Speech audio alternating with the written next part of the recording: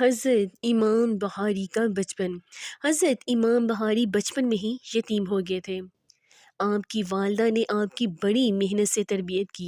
واقعہ یہ ہے کہ جب امام بخاری کی بچپن میں آنکھ چلی گئی تو آپ نابینا ہو گئے تھے، تو والدہ کو بہت ہی صدمہ ہوا آپ کی، اس لیے کہ ایک طرف تو وہ بیوہ تھی اور دوسری طرف چھوٹے سے بیٹی کو اچانک یہ حادثہ پیش آیا کہ بیٹی کی بنائی چلی گئی۔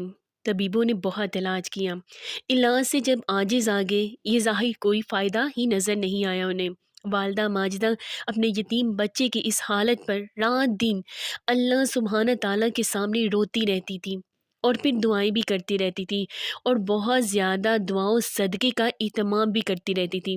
امام بخاری کی والدہ بہت ہی زیادہ عبادت گزار تھیں، خدا رسیدہ خاتون تھیں۔ ایک رات عشاء کی نماز کے بعد مصلے پر اللہ کے سامنے رونے لگی، دعا کرنے لگی، گر گڑانے لگی۔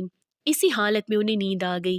عوام میں حضرت امام بخاری کی والدہ کو حضرت ابراہیم خلیل اللہ کی زیارت ہوئی۔ حضرت ابراہیم علیہ السلام تشریف لائے اور خوشخبری سنائی، اے عورت، امام بخاری کی ماں، تمہارے رونے اور تمہاری دعا کرنے سے اللہ تبارک و تعالیٰ نے تمہارے بچے کی آنکھوں کو درست کر دیا ہے۔ جب رات گزر گئی اور والدہ صبح بیدار ہوئی تو دیکھا کہ اللہ سبحانہ تعالیٰ نے ان کے بیٹے محمد ابن اسماعیل بخاری کی آنکھ کو واقعتاً درست کر دیا تھا۔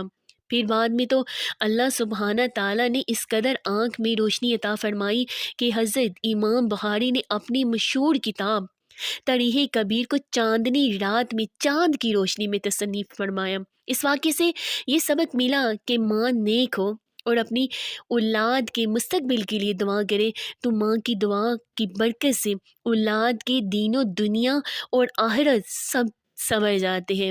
اولاد کو تکلیف اور مصیبت ہو تو ماں کو چاہیے کہ خوب دعائیں کرے، اللہ تعالیٰ کی بارگاہ میں خوب روئے۔ اللہ سبحانہ تعالیٰ ماں کی دعا کی برکت سے اولاد کی تکلیف کو دور فرما دیتے ہیں۔